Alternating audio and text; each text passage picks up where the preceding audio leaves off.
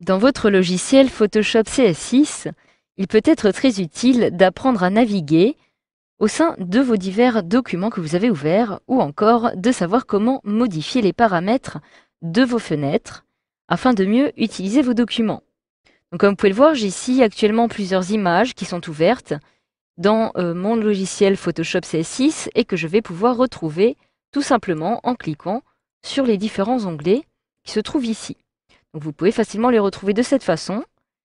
Vous pouvez aussi, si vous le souhaitez, modifier le mode d'affichage, tout simplement en vous rendant tout en bas de votre panneau d'outils. Vous avez la dernière petite icône qui apparaît ici. Lorsque vous réalisez un clic droit dessus, vous pouvez retrouver les différents modes de fenêtres qui sont possibles. Vous avez actuellement le mode fenêtre standard dans lequel vous allez pouvoir retrouver vos documents sous forme d'onglets. Si vous souhaitez accéder à un autre mode, vous pouvez accéder au mode plein écran avec des menus en cliquant ici. Donc, comme vous pouvez le voir, je n'ai plus accès par exemple à la barre des tâches de mon ordinateur. Si je clique à nouveau une fois dessus, je vais accéder au mode suivant. Il s'agit du mode plein écran. Je clique alors ici sur plein écran et, comme vous pouvez le voir, j'ai ici mon image qui apparaît avec un fond noir qui apparaît en fond. Pour quitter le mode plein écran, il me suffit tout simplement de cliquer sur la touche F de mon clavier. J'appuie une fois dessus et me voici revenu au mode standard. Alors de la même façon, par défaut ici, j'ai les différentes images qui sont ouvertes et qui sont regroupées sous forme d'onglets au lieu de s'afficher dans des fenêtres distinctes. Pour y accéder, comme je vous l'ai montré précédemment, il me suffit à chaque fois de cliquer sur l'onglet qui lui correspond. Alors sachez que vous pouvez à tout moment modifier ces paramètres, tout simplement en vous rendant dans le menu Fenêtres qui se trouve ici. Vous avez Réorganiser. Et vous avez ici la possibilité, par exemple, d'afficher l'image active, donc celle qui est actuellement ici, dans une fenêtre flottante. Si je clique ici, automatiquement, j'ai mon image qui a été détachée et qui n'apparaît plus sous forme d'onglet, mais sous une petite fenêtre que je vais pouvoir déplacer de cette manière. Je peux aussi la redimensionner.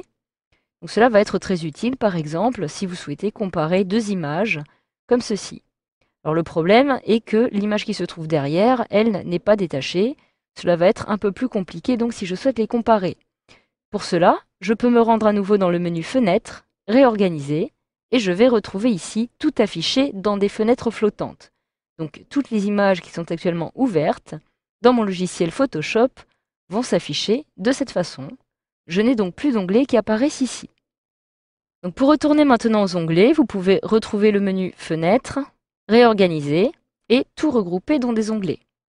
Mais si vous souhaitez maintenant empêcher l'ouverture de vos images sous forme d'onglets, donc en désactivant les onglets d'images et l'ancrage des fenêtres, il vous suffit de vous rendre cette fois-ci dans le menu Édition. Tout en bas, vous allez pouvoir retrouver les préférences. Vous allez maintenant vous rendre dans l'interface afin de modifier ces options et vous pouvez ici décocher ces petites cases. Dans la rubrique Options, vous allez retrouver ici Ouvrir les documents dans de nouveaux onglets. Activer l'ancrage des fenêtres de documents flottantes. Donc, si vous ne souhaitez plus activer ces deux options, vous pouvez tout simplement décocher ces petites cases. De la même façon, vous pouvez aussi, si vous le souhaitez, modifier d'autres paramètres relatifs aux fenêtres. Par exemple, juste en haut, vous pouvez retrouver ici le thème de la couleur qui va être appliqué dans l'interface de votre logiciel. Donc, cela fait partie de l'une des nouveautés de Photoshop CS6. Vous pouvez en effet choisir la couleur que vous souhaitez attribuer à votre espace de travail. Donc cela aura évidemment une implication par la suite, comme vous pouvez le voir, aussi sur vos fenêtres. Donc vous pouvez facilement choisir la couleur de votre choix. Donc je vais changer et choisir par exemple une couleur plus claire. De la même façon, je peux ici choisir la couleur que je souhaite attribuer lorsque je me trouve en mode de fenêtre standard ou en mode plein écran avec menu ou en mode plein écran. Donc il s'agit des trois modes que je vous ai montrés précédemment. Vous avez ici, pour chacun d'eux, plusieurs possibilités. Par défaut, noir, gris foncé, gris moyen, gris clair ou encore personnalisé. Et vous pouvez ici d'ailleurs, de la même façon, sélectionner la couleur personnalisée à l'aide de cette petite palette de couleurs. Je clique alors sur Annuler et je vais conserver ici la couleur par défaut, c'est-à-dire la couleur qui apparaît ici. Et enfin, pour chaque cadre de chacune des fenêtres, vous pouvez ici choisir à ce qu'il y ait uniquement une ligne, une ombre portée ou aucun cadre en cliquant ici sur 100. Je conserve ombre portée par exemple pour conserver un aspect de relief. Donc de la même façon, je retrouve ici la couleur noire qui était prédéfini auparavant pour le plein écran. Je clique alors maintenant sur OK. J'ai donc ma couleur d'interface qui a été modifiée et je peux ouvrir un nouveau document par exemple. Je clique alors dans Ouvrir et admettons que je souhaite ouvrir cette photographie-ci.